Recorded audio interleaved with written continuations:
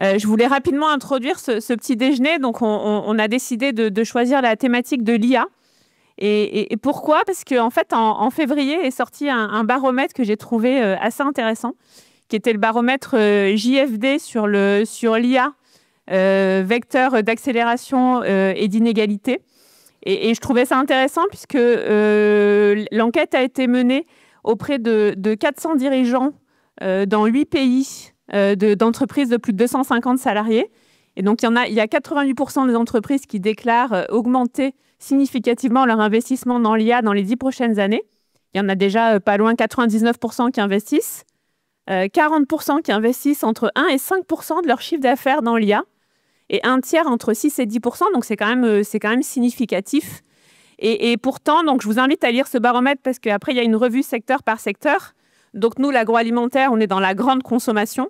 Et quand on s'intéresse et on regarde la grande consommation, on voit que la maturité en termes de déploiement, on n'y est pas. C'est qu'il n'y a que 7% des entreprises qui sont matures. C'est-à-dire que j'ai vraiment intégré l'IA dans un de mes process. Et 80% qui sont en phase exploratoire ou de projet. Donc, j'ai lancé un premier projet. Je n'ai pas forcément encore les résultats. Et donc, on voit bien, on voit bien qu'on est au démarrage. C'est-à-dire qu'on sait qu'on va devoir investir significativement. On sait tous qu'on va devoir y aller. Mais en tout cas, on n'est pas encore prêt, on n'a pas encore mis les choses en œuvre. Donc, c'est pour ça qu'on trouvait ça intéressant de faire intervenir les deux speakers que j'introduirai tout à l'heure pour essayer de donner des clés opérationnelles autour du sujet à vous qui êtes réunis. Alors, évidemment, il y a un déséquilibre entre certains secteurs. Les secteurs de la tech est beaucoup plus avancé. La banque et l'assurance, étonnamment, est plus avancée. Donc, je vous invite à lire ce baromètre. Je vous enverrai le lien à la fin. Et je passe la parole à BPI France qui voulait dire un petit mot. Je ne vois pas Capucine. Un petit mot d'intro qui nous accueille. Donc, merci à eux de nous accueillir au Hub et d'être partenaires réseau comme la FEF, qui est là, je vois Diane, depuis le tout début du réseau French Food et du Food Camp. Merci beaucoup, Perrine. Bienvenue chez BPI France. Très heureuse de vous voir très nombreux aujourd'hui pour ce petit déjeuner. French Food Capital, comme chaque année. Donc, Capucine Grand-Cyr, je suis chargée d'études agriculture et agroalimentaire à la direction de l'innovation de BPI France. Donc, BPI France qu'on ne présente plus, on a plusieurs métiers, le financement, l'investissement, l'accompagnement, l'assurance export, tout ça pour développer vos entreprises et vous soutenir dans votre croissance.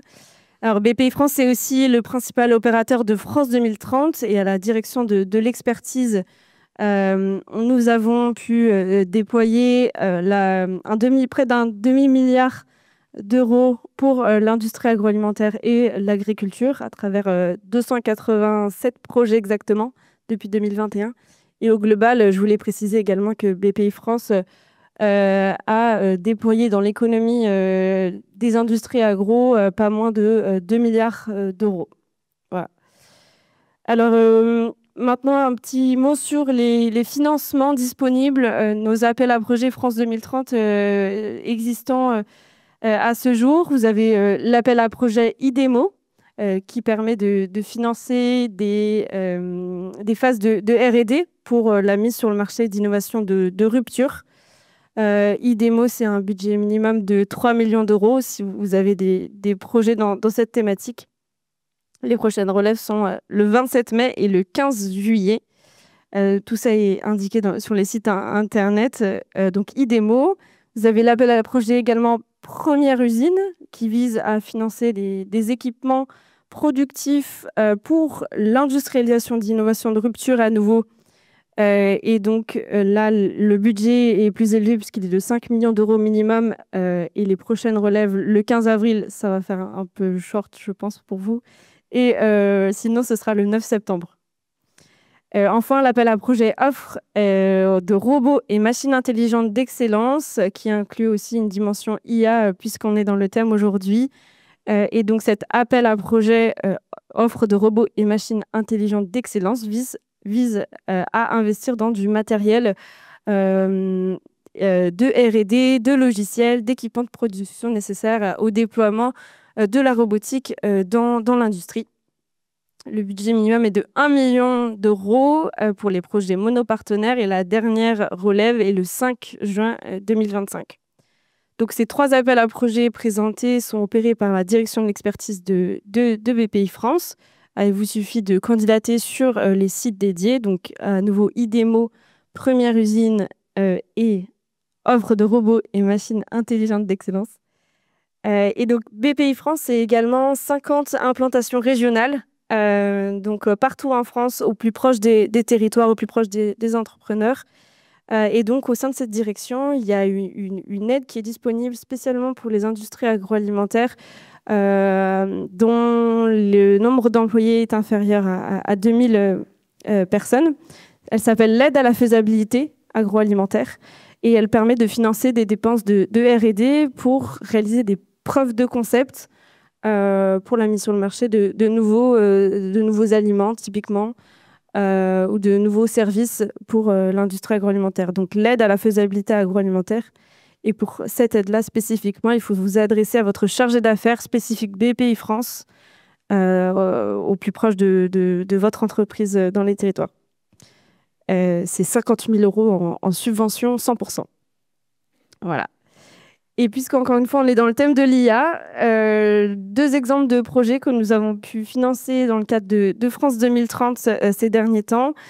La start-up Hyperplan, que certains d'entre vous connaissent peut-être, qui apporte une solution SaaS qui permet d'anticiper des dates de récolte, d'anticiper des rendements donc au niveau agricole. Dans ce cas précis, ce sont les légumes, mais ils sont aussi sur le marché des grandes cultures. Et derrière, pour les industriels, pour les coopératives, ça permet d'anticiper des approvisionnements, typiquement. Vous avez également la start-up Sport Biotech, qui, elle, développe un dispositif directement sur les chaînes de production de détection des pathogènes pour passer de 5 à 20 jours, enfin en tout cas entre 5 à 20 jours à quelques minutes pour la détection de pathogènes directement sur la chaîne agroalimentaire. Voilà en quelques mots l'introduction côté BPI France. Je vous souhaite une très bonne matinée à tous et reste à votre disposition, ainsi que ma collègue Nadia qui peut lever la main pour... Voilà. Je vous remercie beaucoup. Merci Capucine. Et maintenant, on va rentrer dans le vif du sujet. Donc, je suis très heureuse d'accueillir Stanislas Paulu. Donc, Stanislas, pour ceux qui ne le connaissent pas, je te tutoie.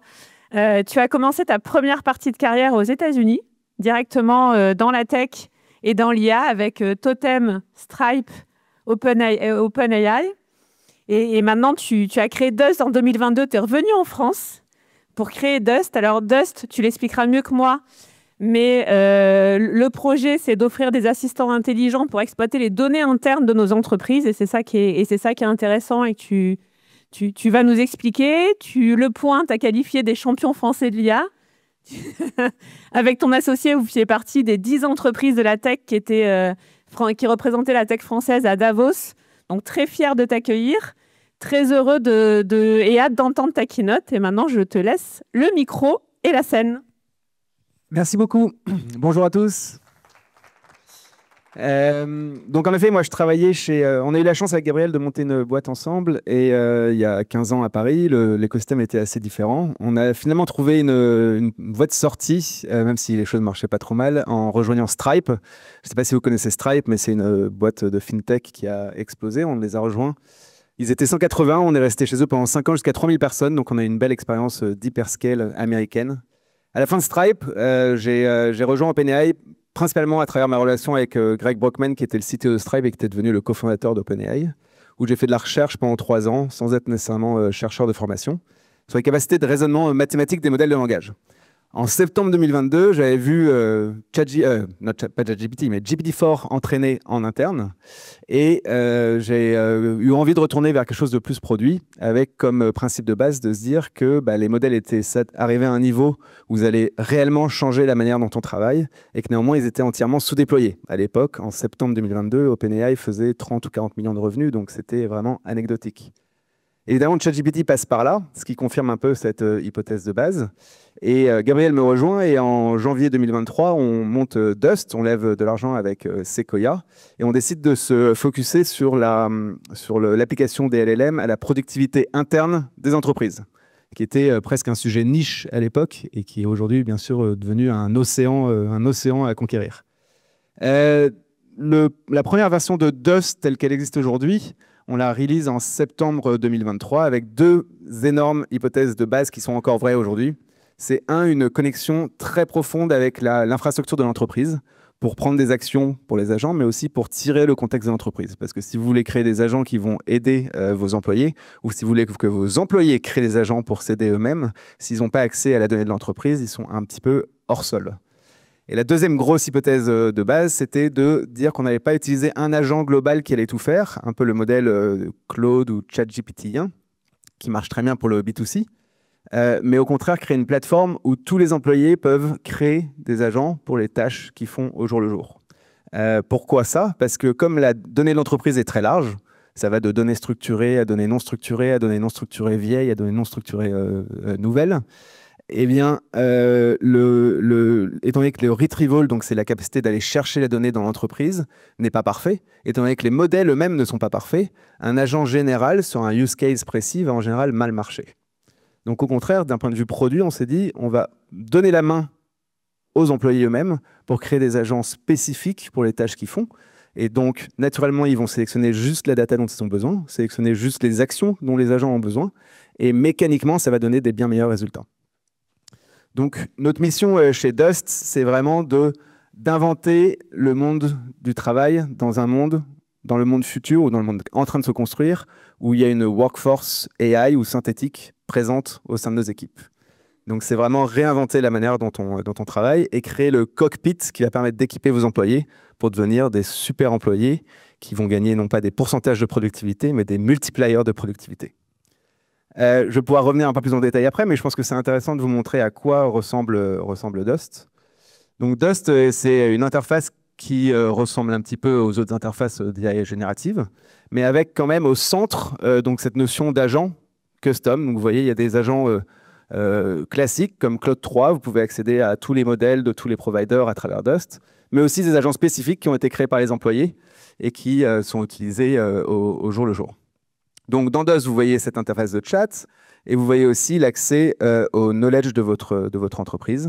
Donc, vous pouvez connecter à toutes ces plateformes de knowledge et d'autres, évidemment. Donc, on peut se connecter à des plateformes de données structurées telles que BigQuery, Salesforce ou Snowflake. On se connecte à Slack, à Microsoft, Teams, à des plateformes de support, à des plateformes techniques telles que GitHub, etc. Donc, quand vous utilisez Dust, par exemple, vous avez accès donc, à GPT-4 classique ou Claude 3.5. Donc, évidemment, là, la démo est tout ce qu'il y a de plus bateau. Je lui demande quelle était l'information à propos du latest food camp.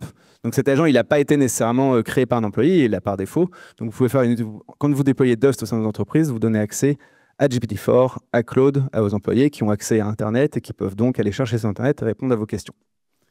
Les choses vraiment intéressantes commencent quand on est connecté à la donnée de l'entreprise. Donc, par exemple, il y a un agent Dust qui est là par défaut et qui a accès à quasiment toute la donnée de notre entreprise. Donc, c'est très pratique pour poser des questions diverses et variées, et notamment très utile dans des phases d'onboarding des employés. C'est-à-dire qu'au lieu de ne pas oser aller demander à la personne d'à côté, vous demandez à Dust, Dust va vous donner un premier élément de réponse, et en tant qu'employé qui onboard au sein d'une boîte, vous allez pouvoir en apprendre beaucoup plus et passer de 0 à 100 beaucoup plus rapidement. Donc là, ce qui s'est passé, c'est que Dust, cet agent-là, est allé chercher de la donnée au sein de notre entreprise. Donc on voit que ça vient de Notion, de Slack, de Google Drive, a formé une réponse et a mis des citations vers les documents qui sont liés.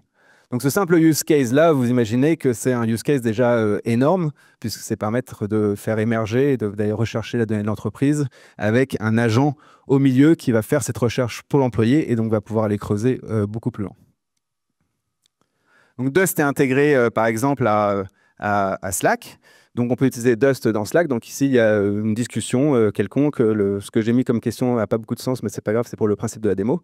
Et donc là, je demandais à un agent, donc c'est notre syntaxe, c'est un agent qu'on appelle God en interne, qui fait un peu tout, qu'on a créé nous-mêmes et qui est capable de créer des issues sur GitHub. Donc là, j'étais dans Slack, on a eu une discussion, on s'est dit, ah, il y a un problème, il y a un truc à faire, nanana.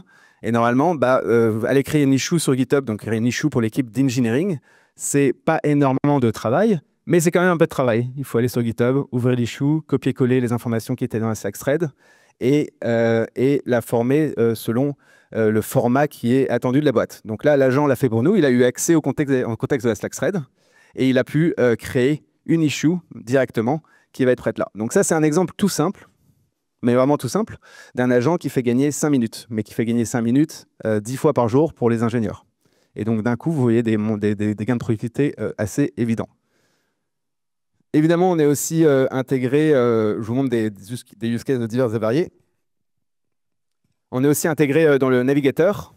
Donc, quand vous êtes sur une page web, vous pouvez appeler vos agents Dust à n'importe quel moment.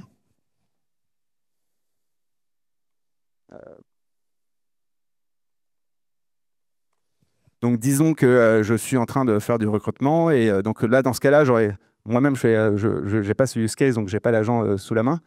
Mais parents, alors, tac. Donc, il faut que je lui partage la page. Et disons que vous faites du recrutement, vous êtes sur des CV sur LinkedIn et vous avez un format qui vous est important pour vous pour le rentrer dans votre base de données de recrutement ou pour rentrer dans votre spreadsheet de recrutement.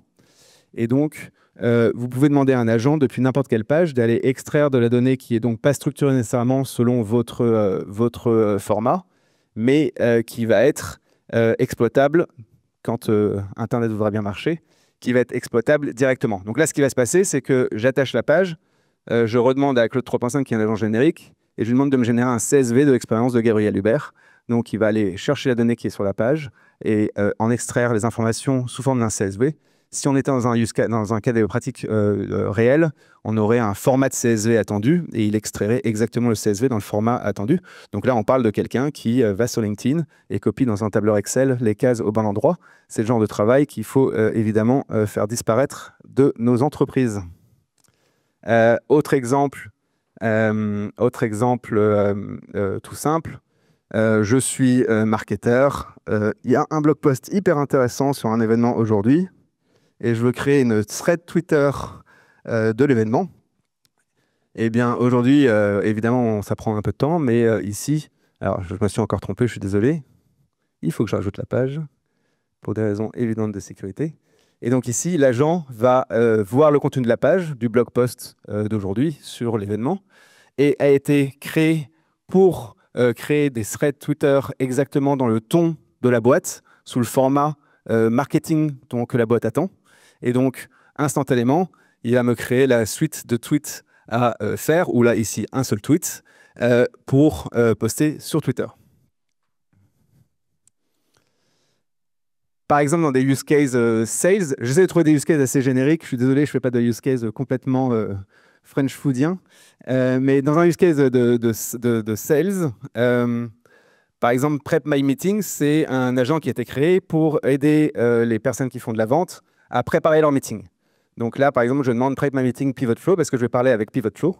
Donc ce qui va se passer, c'est que l'agent va aller chercher de l'actualité sur Internet, va aller chercher dans Salesforce ce qui a été dit, va pouvoir déterminer probablement les objectifs du meeting avec aussi de l'information fraîche à partager dans le meeting. Donc ça, ici, c'est un moyen de, évidemment, augmenter vos forces de vente en les rendant beaucoup plus efficaces, puisqu'il va pouvoir très instantanément faire resurfacer tout le contexte de l'historique de la relation avec le client, plus aller chercher de l'information nouvelle et donner une préparation meeting qui est orientée en fonction des objectifs de l'entreprise. Un autre exemple de sales, par exemple, c'est quand aujourd'hui, la plupart des sales enregistrent leur call. Ce qui est possible, c'est d'avoir des agents qui passent derrière le call et qui non seulement font un transcript, ce qui est un produit qui existe déjà beaucoup, mais il peut aller beaucoup plus loin, peut aller chercher dans la documentation les objection handling prévus de la boîte, fait l'analyse du transcript et fait un coaching auprès du sales en disant « Ah, à la minute 34, tu n'as pas utilisé l'objection handling 27, alors que tu aurais dû. » Et donc, c'est vraiment une manière pour les sales et pour les personnes qui font de la vente de s'auto-coacher avec l'assistance de l'IA. Enfin, on a aussi la capacité de nous connecter à des, comme je l'ai montré au début, à des bases de données, donc de la donnée structurée. Donc ici, Analyst, c'est un agent qui est connecté à notre Snowflake interne. Et donc ici, cet agent est capable de étonner une question informelle, de générer une query complexe et d'aller tracer un graphe associé pour répondre à la question. Donc par exemple, je lui demande, alors là c'est de la donnée live, c'est pas très bien de montrer de la donnée live en démo, mais c'est pas grave. Donc là je lui demande quels sont les weekly active users over the past 6 months. Peut-être qu'il va me faire une table parce que je n'ai pas précisé, peut-être qu'il va me faire un graphe. On va voir. Et donc ce qui se passe ici, c'est qu'il va analyser les tables de notre Snowflake. Dans sa instruction, je vais vous montrer comment on crée un agent juste après. Dans ses instructions, il connaît un petit peu la signification des tables.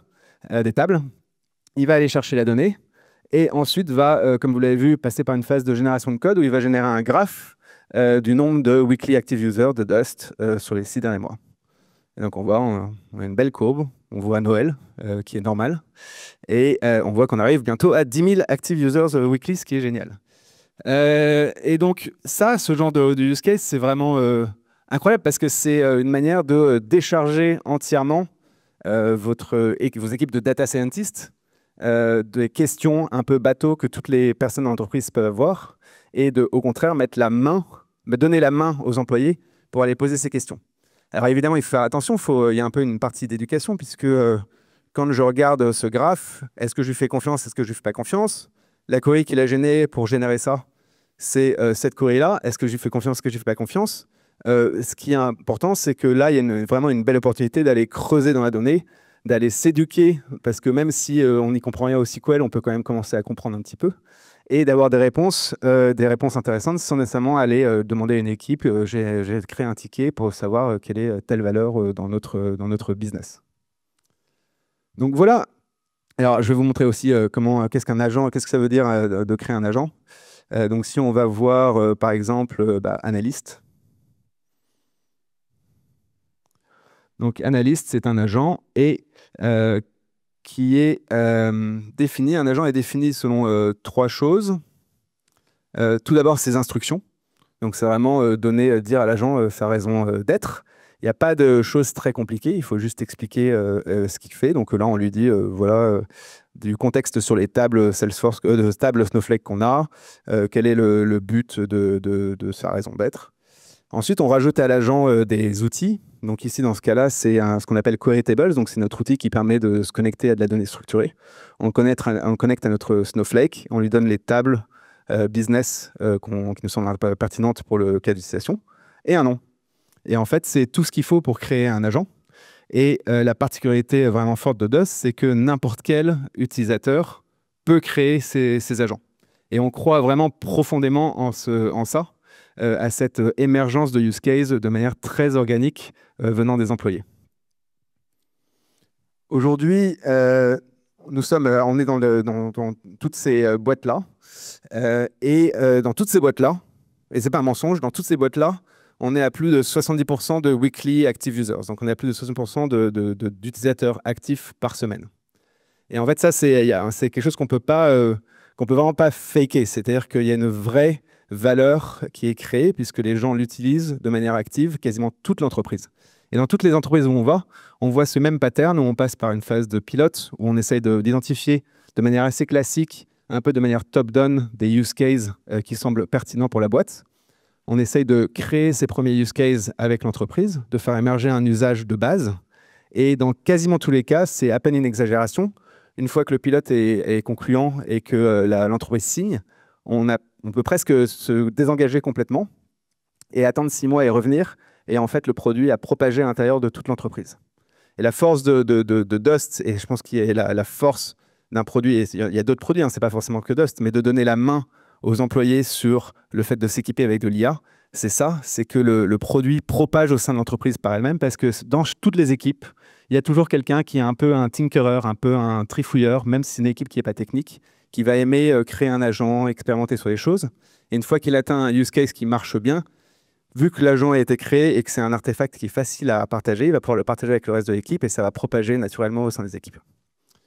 Donc, mon message, je pense, le plus direct pour vous dans l'industrie, c'est qu'on est passé vraiment par une phase d'achat en termes d'IA qui était extrêmement top-down. Donc, c'était soit des phases d'achat de missions de consulting pour définir c'est quoi l'IA chez nous, avec achat de crédits sur OpenAI ou Claude, et d'essayer de construire des choses en interne avec des use cases très précis. Et en fait, ce qu'on voit partout dans le marché aujourd'hui, nous, alors c'est sûr que les boîtes qui sont là sont des boîtes plutôt tech, hein, mais on a quelques exemples non tech aussi, c'est que le vrai unlock, c'est quand vous achetez en fait un produit. Et je ne suis pas en train de vendre nécessairement Dust, hein, je pense vraiment qu'il faut acheter un produit et pas acheter du consulting pour mettre dans la main des employés de manière vraiment libre l'accès à ces technologies-là pour leur permettre de s'équiper eux-mêmes et de construire la force de travail autour d'eux qui va leur permettre d'aller plus vite. Pour parler un peu du futur, comme je disais, notre mission, c'est vraiment de réinventer la manière de travailler. Aujourd'hui, comme vous l'avez vu, on a une interface qui est très liée à l'interface conversationnelle. C'est un peu l'héritage des 3 dernières années. Donc, dans une interface conversationnelle, l'humain est toujours dans la loupe de l'interface. Et donc, si vous êtes dans une interface conversationnelle, le maximum de gain d'efficacité que vous pouvez avoir, c'est XX%. Parce que l'humain est toujours dans la loupe, donc il ne peut pas se démultiplier. Et donc, quelque chose qui nous excite énormément d'un point de vue produit et qui, on pense, est vraiment le futur, c'est au fur et à mesure où les agents vont devenir de plus en plus puissants, et aujourd'hui, il n'y a pas de signe que la capacité des modèles s'arrête d'augmenter, eh bien, la nature des tâches qu'ils vont pouvoir prendre de manière autonome va s'élargir. Et donc, ce qui va se passer, c'est qu'on va probablement passer d'une interface conversationnelle, où l'humain est toujours là à aller poser les questions et à guider le travail, à probablement une interface de command center ou de cockpit. Et donc, on voit vraiment un monde en train d'émerger où le matin, les employés vont arriver, vont lancer des agents, travailler sur des choses, leur dire tu me pinges quand tu as des questions. Les agents vont travailler de manière asynchrone. L'humain ne sera plus dans la conversation. L'humain sera vraiment juste en train de surveiller le travail de ses agents et va pouvoir recevoir des notifications quand il a besoin d'intervenir. Et cette phase future qu'on est tous en train de créer aujourd'hui, c'est vraiment une phase où on peut imaginer de passer de gains de type 10, 20, 30, 40% de productivité en plus à 500, 600, 700, 800% de productivité en plus, puisque l'humain est vraiment capable de se décupler en faisant travailler plusieurs humains ou agents synthétiques à la fois. Donc, la conclusion de tout ça, c'est que on n'en est vraiment qu'à l'aube de tout ce qu'on va pouvoir faire avec ces agents. Nous, on est extrêmement excités et drivés par une seule mission, encore une fois, c'est de créer ce cockpit qui va permettre aux employés de devenir la meilleure version d'eux-mêmes. Et on est évidemment ravis de travailler avec toutes les entreprises qui veulent travailler avec nous en France. Merci beaucoup.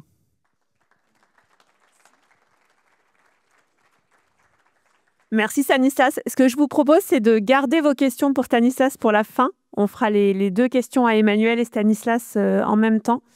Et donc, je trouve que pour faire la transition, justement, je donne la parole à Emmanuel Grenier, qui lui a commencé à mettre l'IA au cœur de l'opérationnel. Donc, Emmanuel, qui est le directeur e-commerce, data et transformation digitale du groupe Carrefour, qui auparavant, pendant 15 ans, a dirigé et développé Cdiscount.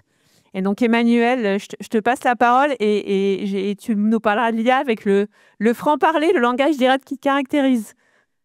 The floor is yours. Merci. Merci Perrine, merci Stanislas. C'est important ce qu'il a dit Stanislas parce qu'il y a des choses très opérationnelles qui se passent dans ce qu'il a raconté. Je vais vous en parler un petit peu. Alors moi, j'ai fait ma carrière dans le retail depuis 30 ans. J'ai fait de l'alimentaire en magasin, j'ai fait du e-commerce pendant 15 ans. Maintenant, je suis chez Carrefour. Et je suis tombé dans l'IA, ce qui ne s'appelait pas l'IA à l'époque, la data science en 2014. Et à l'époque, c'était vraiment pas ce que Stanislas vous a montré. C'était aller chercher dans les algorithmes avec des mathématiciens, avec des polytechniciens pour aller extraire de l'algorithmie et commencer à faire du calcul et du calcul plus intelligent. D'ailleurs, ils avaient recruté à l'époque des gens et ils m'avaient dit, il ne faut pas que tu leur parles parce que tu vas leur faire peur. Tu es trop opérationnel, il faut les laisser dans un coin et qu'ils travaillent. Ça, c'est 2014.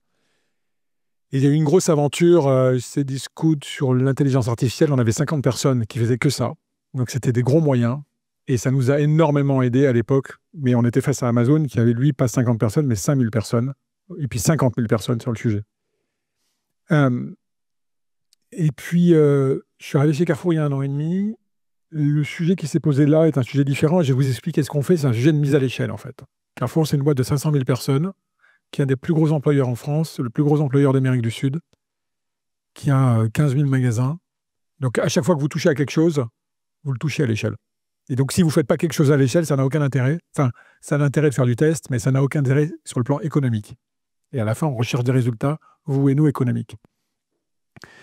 Juste en mini-intro sur l'IA, il y a 3 choses qu'il faut que vous ayez en tête sur pourquoi l'IA, quelles étaient les sources d'accélération. La première source d'accélération, c'est la mise à disposition des données. Des données ont fait x10 dans les 10 dernières années, des données accessibles, que ce soit dans le monde ou chez vous.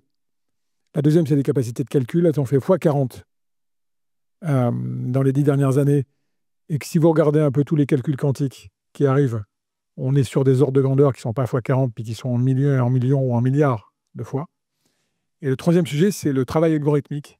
Et donc, il y a une mesure dans le travail algorithmique qui est il y a 2 fois plus de papiers de recherche aujourd'hui qu'il y a 10 ans.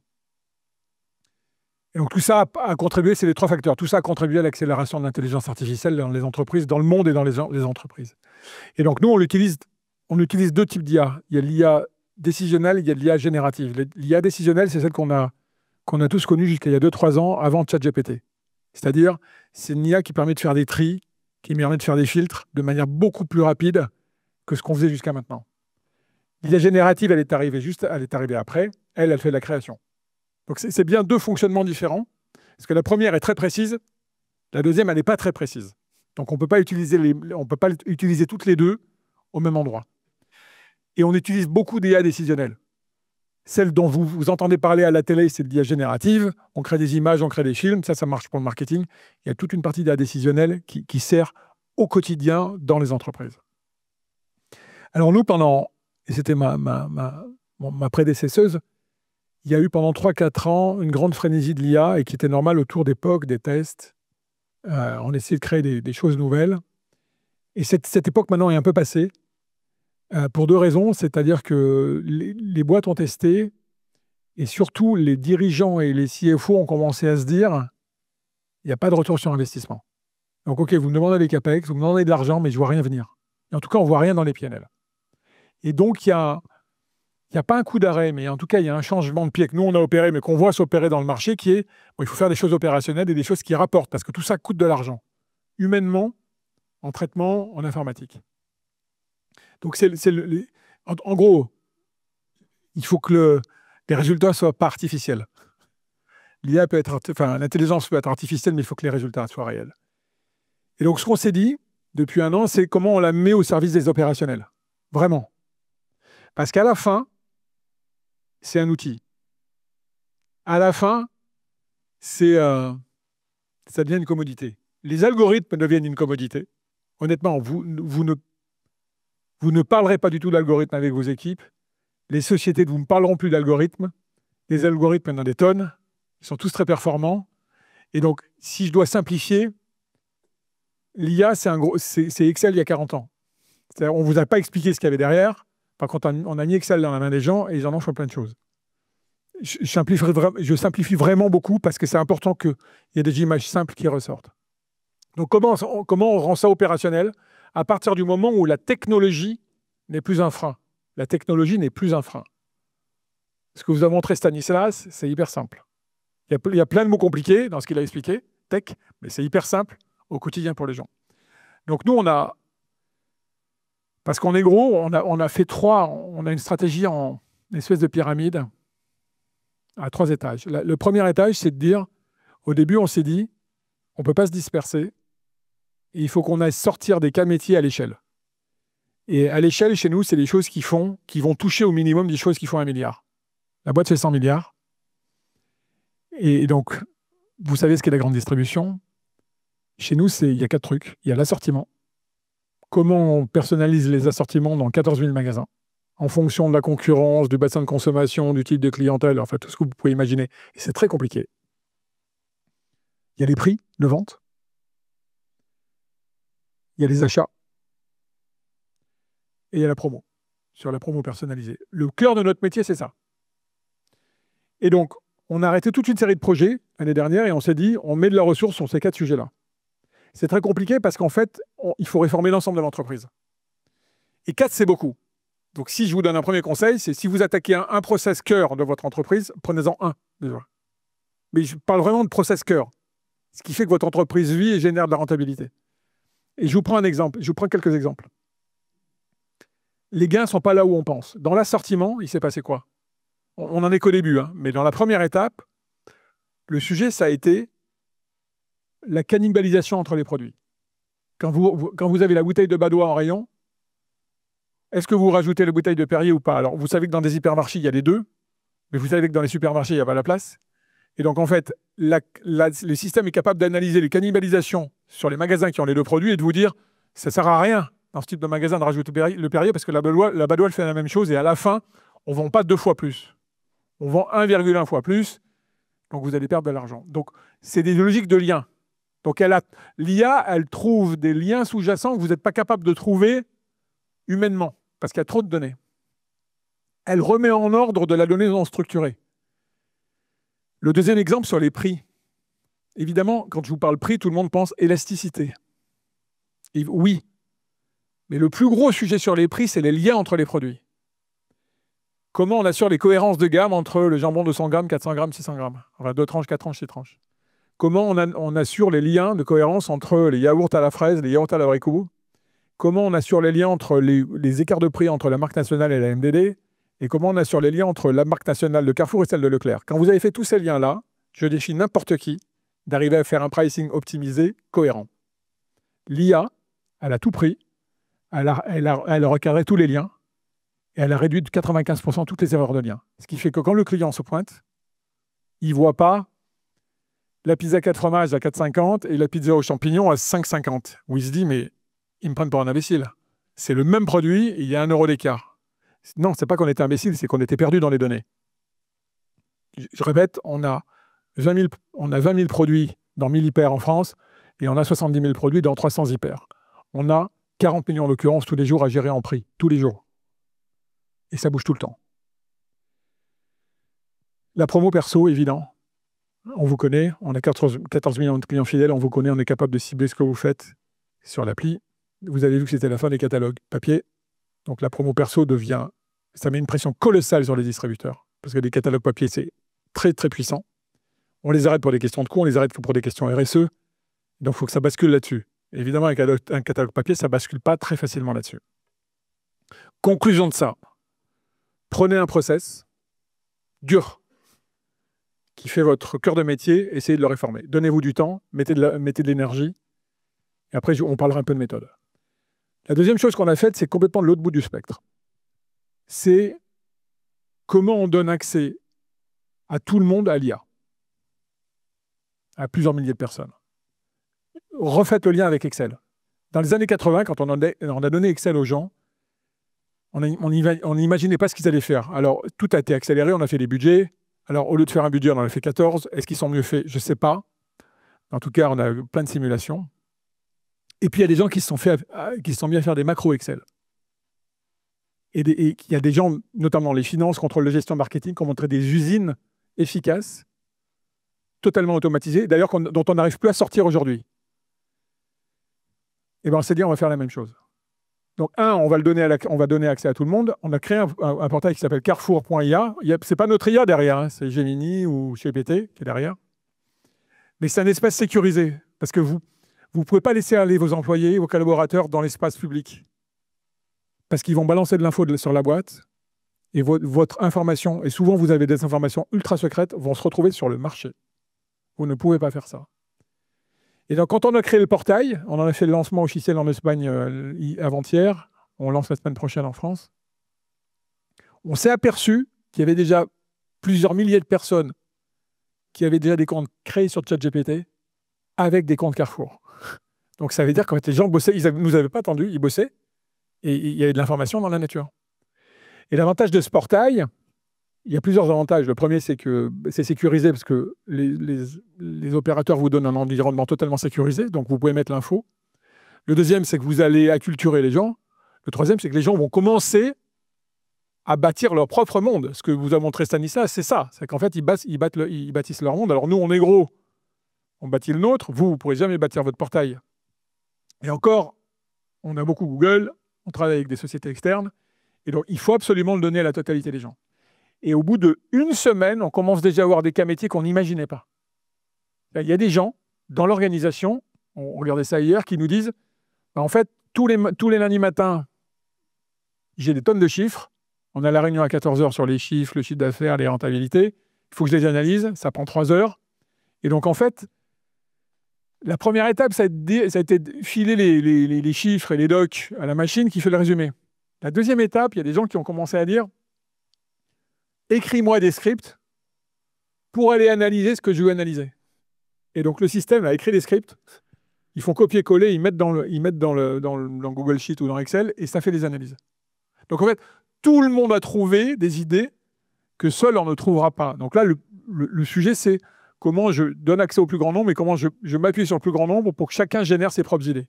Donc après, il faut animer, il faut encadrer, il faut animer, mais en tout cas, vous laissez l'énergie et vous rendez l'énergie aux collaborateurs.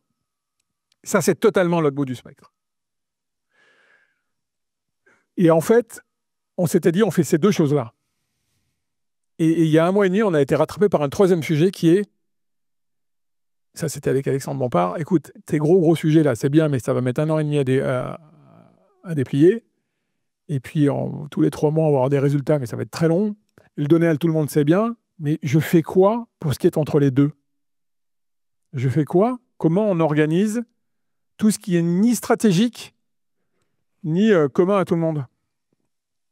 Comment j'organise, comment je prévois bien mes chiffres d'affaires? On le sait tous, les budgets de chiffre d'affaires, c'est toujours très compliqué, parce que c'est toujours faux d'ailleurs. Souvent très faux, parce qu'on mélange prévision et ambition, et on mélange tout, puis après on se dit, on avait mal prévu. Comment on fait des prévisions de chiffre d'affaires? Comment on améliore le service client? Donc des choses qui sont considérées comme non stratégiques, je n'ai pas dit non importantes, non stratégiques, mais que vous avez besoin de réformer, et dont vous pouvez vous dire, je fais table rase. Quand je vous parle des achats, de l'assortiment et des prix, on fera table rase de rien. C'est stratégique. Donc, on va amener des outils qui vont permettre d'être plus efficaces, mais il y a des enjeux de productivité, mais ce n'est pas le sujet. Le sujet, c'est un enjeu commercial de marge et de chiffre d'affaires. Dans le sujet du milieu, c'est un enjeu de... Mais il y a des services qui vont être complètement réorganisés et qui vont peut-être complètement disparaître. Et ça, tout dépend comment on le présente, mais c'est des sujets qu'il faut absolument anticiper. Parce que vous allez avoir, vous chez vous, vous allez avoir des sociétés qui vont venir vous voir, vous allez avoir des concurrents qui vont faire plus vite que vous, qui vont réduire les coûts, et vous allez vous réveiller un matin en disant « Mince, on n'est pas allé assez vite, les types d'à côté sont allés plus vite, ils ont réduit leurs coûts. » Et c'est des changements qui sont lourds.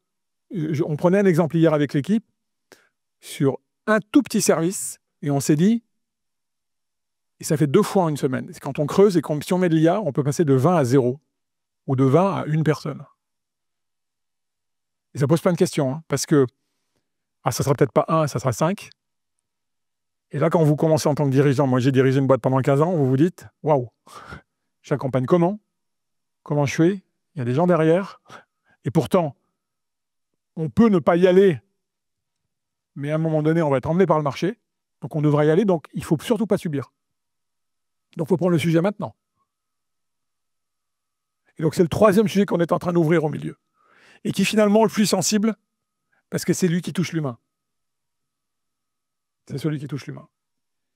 Le premier ne touchera pas l'humain sur les gros sujets stratégiques, il va aider les hommes. Le dernier va aider et donner de l'énergie, celui du milieu, il est ultra sensible.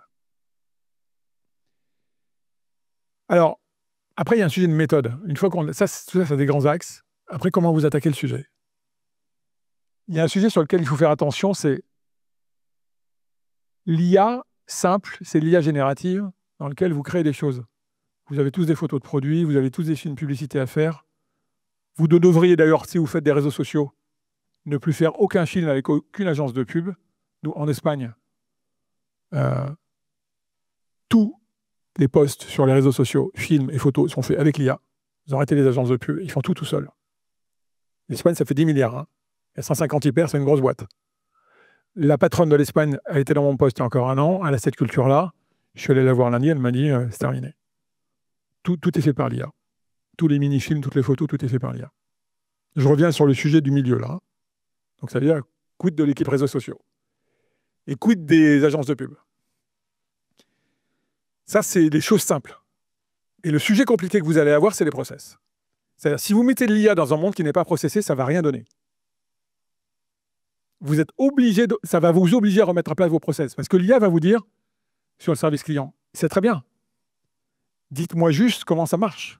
Sinon, je vais inventer des choses. Parce qu'il y a un truc que vous n'avez pas dit, Stanislas, c'est que l'IA, elle dit jamais qu'elle ne sait pas. Donc, elle trouvera toujours une solution, même si c'est n'importe quoi. Mais elle ne vous dira jamais, je ne sais pas, j'arrête, je ne fais pas. Elle vous sortira un résultat. Et donc, il y a un moment donné, il faut que vous ayez des processus. Et vous avez deux manières, je prends l'exemple du service client, de le faire. Soit vous dites, je demande à l'IA de lire tout le passé de ce qui s'est passé dans les interactions avec le client et elle en déduit les processus. Le problème, c'est que dans les processus service client, vous ne pouvez pas faire d'à peu près. On parle d'argent, de remboursement. Donc, vous aurez énormément d'approximations. Soit vous êtes obligé de vous dire, je suis obligé de redessiner mes processus. Là, les agents vont exécuter. Un agent, c'est un programme qui va non seulement lire et analyser, mais qui va exécuter des tâches. Et qui va récupérer les résultats de sa tâche, et qui va relire et analyser, qui va passer donc il va faire toute la chaîne du workflow tout seul. Mais il sait la faire seulement si elle est définie. Et il sait interpréter les routes. Ce qu'on peut lui demander, c'est d'interpréter les routes et de choisir la bonne route. Ce que les systèmes ne savent pas faire aujourd'hui. Mais pour ça, il faut avoir mis des process en place. Et donc, si j'ai un conseil à la fin, 2 conseils, c'est... Allez, 3. Choisissez quelques combats, pas trop. Sinon, vous allez vous noyer. 2, ouvrez-la au maximum de gens. Ça, c'est facile.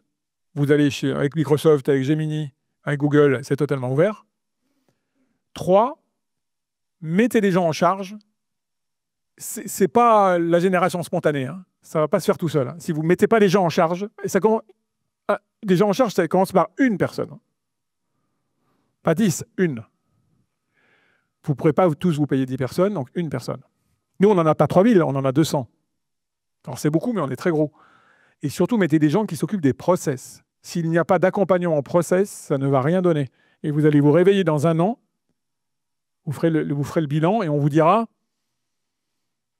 voilà tout ce qu'on a fait. Et vous, en tant que dirigeant, vous direz, ouais, tout ça c'est super, mais en fait, c'est du gadget.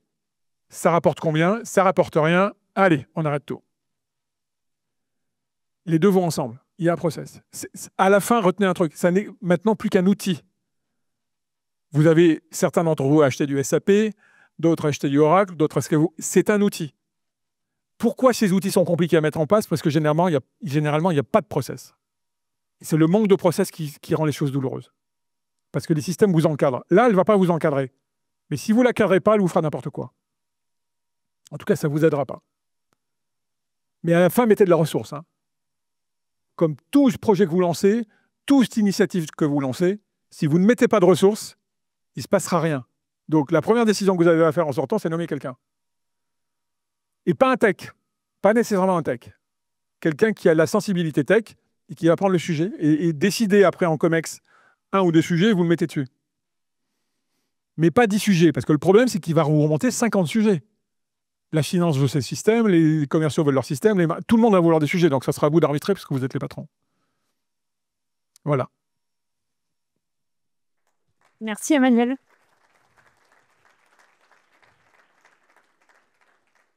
Il nous reste un petit temps pour les questions pour Emmanuel et Stanislas, donc je me propose de vous faire passer le micro si vous avez des questions. Merci beaucoup. Et juste une question pratique. Est-ce qu'il y a un prérequis très important pour l'organisation de la donnée avant d'envisager la mise en place d'outils, d'agents ou de choses comme ça? Ça dépend des cas d'utilisation, mais pour nous, la manière dont on qu'on contourne ce problème-là, c'est qu'on donne la capacité, encore une fois, aux utilisateurs de créer l'agent. Et donc, en fait, ça permet à l'humain d'aller faire la curation de la donnée très localement pour le use case donné. Donc la réponse est dans le cas de l'utilisation d'IA générative en tout cas, la réponse est plutôt non, parce que vous allez pouvoir mettre à disposition de la donnée, vous n'allez pas tout mettre d'un coup, vous allez mettre à disposition de la donnée de manière incrémentale au sein du produit que vous allez utiliser. Et derrière, les humains qui vont créer des agents vont pouvoir dire, ah bah, pour ce que j'ai envie de faire, je sais que la bonne donnée est là, donc je vais prendre juste ça. Et donc ça peut être fait de manière assez organique et locale. Après, évidemment, pour des cas d'usage qui ont été décrits après, c'est pour faire de l'optimisation de prix ou de l'unification de prix à grande échelle. La réponse est, j'imagine, évidemment, oui, beaucoup. Je vais faire à peu près la même réponse, c'est oui et non. La seule chose qui est importante, c'est que votre donnée soit à peu près juste. Qu'elle soit pas très bien rangée, c'est pas grave. Mais attention, on peut se retrouver avec des données fausses. Et attention aux données fausses, en fait. Et donc, là, moi, ce que j'ai expérimenté dans le passé, c'est mettez les gens porteurs de la donnée, qui tamponnent la donnée, en fait. Qui ne sont pas les gens qui la requêtent. Mais des spécialistes du métier qui vous disent un chiffre d'affaires, c'est ça. Parce que des chiffres d'affaires, il y en a 10. TTC hors taxe avec les prix. La marge, c'est ça. Mais qualifiez votre donnée. D'autres questions?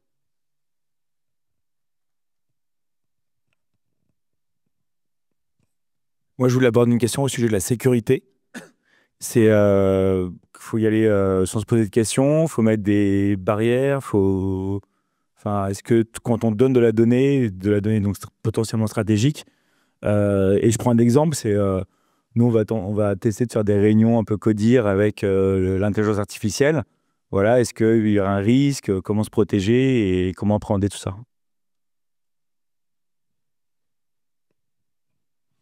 Nous, on met nos données, mais il faut que vous ayez, des versions enterprise de ChatGPT ou Gemini, parce que il faut vous assurer de l'étanchéité. Après, il y a un autre sujet qui est le sujet des Américains. Ça, c'est un autre sujet qui se pose depuis 2-3 mois. Peut-être que vous pouvez vous présenter avant de poser les questions, comme ça permettra de vous connaître. Ouais, ce qui est important de comprendre, c'est que la donnée va partir vers un serveur potentiellement américain. C'est utilisé, c'est pas toujours vrai, en tout cas contrôlé par une entreprise d'identité américaine, parce que quoi que soit, quand vous voulez utiliser OpenAI ou Claude, quel que soit le mode d'utilisation, ça va passer soit par Amazon, soit par Azure, soit par OpenAI, soit par Anthropic. Donc la donnée va circuler par un serveur qui est contrôlé par un américain. Maintenant, les conditions d'utilisation sont très claires. C'est-à-dire que nous, par exemple, dans l'utilisation des services providers, donc des fournisseurs de modèles, on est sur du zero data retention. Donc, légalement parlant, il y a un binding légal qui dit qu'ils s'engagent à supprimer la donnée au moment où le dernier token du modèle a été généré, ils suppriment toute la donnée. Ça n'est qu'un engagement légal, donc ça dépend de votre threat model en termes de protection de votre donnée. Maintenant, ce qu'il faut surtout éviter, c'est... si c'est un point critique pour vous, ce qu'il faut surtout éviter, c'est l'émergence d'utilisation personnelle de ces outils-là. Parce que quand un employé utilise ChatGPT gratuit, ou quand un employé utilise Claude gratuit, OpenAI et Anthropic ont le droit d'utiliser la donnée pour entraîner leur modèle. Et là, on rigole plus. Alors évidemment, comme vous voulez avoir accès au meilleur modèle à tout moment, vous voulez avoir une plateforme qui donne accès à tous les modèles, même Mistral, le modèle français, où dans ce cas-là, vous avez vraiment une souveraineté européenne. Et donc, c'est pour ça qu'il ne faut pas utiliser Gemini ou ChatGPT Enterprise, mais Dust.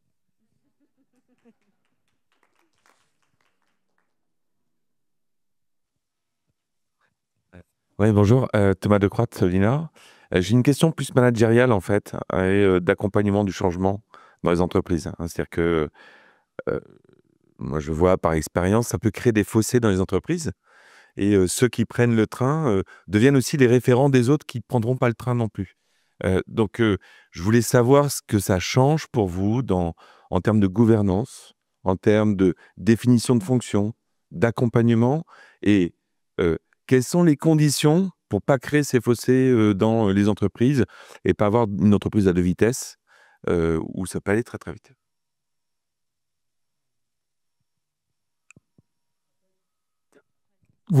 Au départ, vous allez créer deux mondes.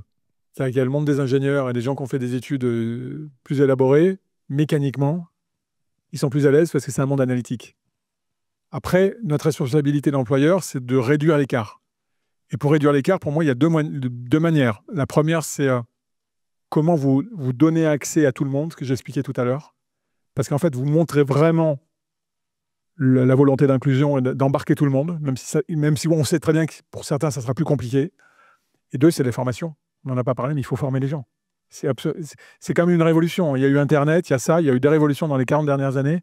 Il faut vraiment former les gens. Et nous, on a beaucoup formé. Quand ils ont dans notre pour les lier pour que quand il attend des collaborateurs, repositionner de leur en chiffrant la type de botte à côté là et avec des représentés, ça va plus canaliser. C'est que vraiment avec de la question sur votre compte adressé et non aussi ta petite d'amis dont vous attendez et leur recours. C'est seul quand il a été à tout le monde. On n'a pas ça. On a tous ces deux mondes. Hein. Google, c'est le cours 22. Ouais, moi, je peux pas répondre parce que j'ai pas d'expérience d'entreprise où cette problématique se pose nécessairement, ni en interne, ni dans les expériences que j'ai eu passer.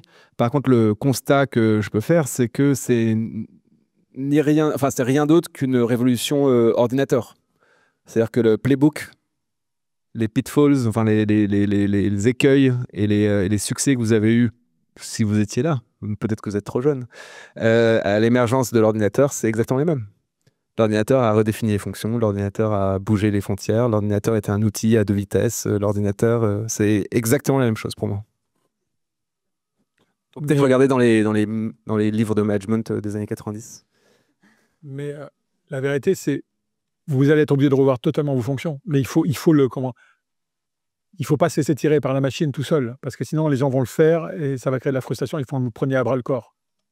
Et de manière séquentielle, parce qu'à la fin, ça va vous amener à tout réorganiser. Vous ne pouvez pas tout réorganiser d'un coup. Oui, bonjour, Olivier Clitine, Vivo. J'avais une question qui touche aussi la sécurité sur les droits d'accès entre les différentes équipes, parce que là, on a l'impression qu'on donne tout à tout le monde. Comment vous gérez les confidentialités au sein même de l'entreprise sur différents sujets, je pense prévision de chiffre d'affaires, choses comme ça? Alors nous, on a une approche produit qui est assez particulière. Donc, en effet, en fait, les problématiques de droit d'accès sont un peu similaires à, j'imagine, la révolution des data lakes que vous avez connues. On vous a dit, il faut faire un data lake. Il faut tout dénormaliser et tout mettre dans un gros data lake qui s'appelle Snowflake ou BigQuery pour pouvoir rendre vos analystes très puissants. Quand vous dénormalisez toute l'information de la boîte, vous mettez toute l'information sans accès de permission à un endroit donné. Et du coup, il a été nécessaire de redéfinir un peu des droits de permission au-dessus de ce data lake. Et là, vous voulez qu'on se place là? Ici, c'est un petit peu pareil parce que vous pouvez pas juste... nous, on a pris la position de... On ne peut pas juste utiliser les droits d'accès de l'utilisateur. On pourrait, mais pourquoi on ne le fait pas? Parce que si je crée un agent qui marche avec mes droits d'accès, quand je vais le partager avec la personne qui est à côté de moi, il va arrêter de fonctionner. Donc la manière dont on a défini les droits d'accès dans Dust, et c'est un sujet passionnant parce que c'est un sujet qui est devant nous, c'est vraiment de pouvoir créer des spaces où vous dites bah, cette donnée-là, elle est réservée à cette équipe-là, etc. Donc ça demande un peu de travail supplémentaire, mais c'est un investissement hyper intéressant parce que ça permet de redéfinir les droits d'accès dans un monde où il y a une force de travail synthétique. Parce en fait, vous devez définir pour le futur, vous allez devoir définir les droits d'accès des agents. Parce qu'un agent va être quelqu'un qui va travailler quasiment au même titre qu'un humain. Et donc il y a un peu ce travail à faire. Pourquoi ce travail est aussi important? Parce que ce qu'on voit partout, c'est même si vous utilisez les droits d'accès granulaires des utilisateurs, ces droits d'accès sont jamais parfaits et sont en général loin d'être parfaits. Et quand vous mettez de l'IA dedans, ça va trifouiller partout et ça va faire sortir des trucs que l'humain ne serait jamais allé chercher parce qu'il c'est au fond du répertoire 36B là-bas. Et donc, même s'il y avait accès, il ne savait pas que c'était là-bas. Et en fait, quand vous faites une recherche sémantique où on passe sur toute la donnée en quelques millisecondes, vous faites ressortir des fiches de paye, des PNL qui ne sont pas nécessaires. Donc, c'est pour ça que quand vous allez déployer de l'IA, il faut y aller de manière séquentielle en disant mes équipes ont besoin de ça pour faire ce use case-là, je redonne accès à ça en plus à ces équipes-là et un peu recréer ce modèle d'accès qui est complété avec l'utilisation d'agents. Non, mais rien à rajouter. Et c'est compliqué. Bonjour, François-Xavier Germain. Deux questions, une pour chacun. La première, c'est pour Stanislas. Est-ce que la taille compte? C'est-à-dire qu'est-ce qu'il y a, vous, dans vos user case, il y a un minimum de boîtes, un minimum de données, un minimum de business pour que justement ce soit rentable derrière, comme le disait Emmanuel. Et puis la deuxième, elle est pour Emmanuel. Donner accès à tout le monde, c'est aussi avoir accès à tout le monde, potentiellement, par exemple, à la donnée mail, à la donnée d'échanges interpersonnels, à tout un paquet de choses pour optimiser des choses. Est-ce que c'est un sujet que vous attaquez et comment? Il y a deux choses qu'il faut distinguer. Il y a les agents et ce qui n'est pas les agents. Les agents, c'est ce que expliquait Stanislas, c'est ce qui va venir attaquer les bases de données et les données. Mais la première étape, c'est déjà pas ça. C'est déjà vous donner GPT ou Gemini ou ce que vous voulez, et vous dites aux gens, les gens vont utiliser avec leurs propres données, ils vont entrer des PDF, des Excel, et ils vont déjà demander des résumés. Prenez un truc tout bête, prenez les résultats de vos concurrents, de 3 ou 4 concurrents, et dites, compare-moi les résultats, vous allez voir ce qui va se passer en 20 secondes. Vous allez avoir la synthèse en 20 secondes des résultats des concurrents, des points forts, des points faibles dans les communications, dans les chiffres et tout. Donc, c'est des données externes que vous ramenez. Ça, c'est déjà beaucoup et c'est déjà la première étape. Et c'est ça que font les gens dans les entreprises. Ils vous prennent vos données PowerPoint, PDF et tout, ils les mettent dans la machine. Là, il n'y a pas de sujet de droit d'accès et tout. Et c'est facile. Et ça contourne les droits d'accès. Et après, il y a les agents. Je rentre dans les données. Là, c'est plus compliqué. Mais déjà, faites la première étape. Sur la taille, je pense qu'il n'y a pas de taille prérequise. Le prérequis, c'est que... un des prérequis, c'est qu'il y ait une vraie volonté de l'entreprise de devenir AI first. Donc, c'est un peu qu'il y ait une vraie communication du management. Pas nécessairement de dire comment on va le faire, mais de dire on décide de le faire, on décide d'utiliser de l'IA à un maximum d'endroits. Nous, dans le marché qu'on attaque aujourd'hui, c'est un marché qui est plutôt tech. Et il s'avère que les clients qui marchent le mieux, c'est vraiment entre 500 et 5000 personnes. Alors, au-delà de 5000 personnes, ça peut marcher très très bien. C'est juste que c'est des comptes qui sont un peu gros pour nous et donc qu'on ne voit pas trop encore. En dessous de 500, comme on parle surtout à des boîtes tech, c'est des boîtes vraiment en initialisation. Et en général, elles ont tellement d'autres chats à fouetter qu'elles n'ont pas le temps de se dire « Ah, mais mince, il faut qu'on équipe nos équipes en IA tout de suite pour devenir une boîte qui soit vraiment poussée par cette technologie. » Donc, en pratique, quand on voit les chiffres dans le marché, pour nous, les plus petites boîtes sont moins appétantes, mais je pense que c'est parce qu'elles n'ont pas le cycle pour le faire. Mais si la boîte est plus petite, mais stable, au sens où ce n'est pas une start-up qui vient de se créer il y a 6 mois, il n'y a pas de raison qu'il n'y a pas de question de taille. Hein. C'est plutôt une question de volonté presque stratégique de la boîte de se transformer profondément. Je finirai juste avec une dernière chose que j'avais faite et qui est très révélatrice. Vous faites venir votre comité de direction et vous dites qu'est-ce qu'on pourrait faire avec l'IA. Et en fait, vous allez voir qu'en fait, les gens vont être secs. Parce que les modèles mentaux sont tellement enfermants que les gens disent mais ça ne peut pas faire ça, ça ne peut pas faire ça. Et donc, il faut relancer la question assez souvent pour que ça commence à éclore. Donc, il y a des initiatives qui vont partir de gens plus créatifs, mais globalement, plus c'est haut dans l'organisation, moins les gens ont d'idées. Hein. Simple. Merci à tous les deux. Merci beaucoup. Et puis, rendez-vous à bientôt.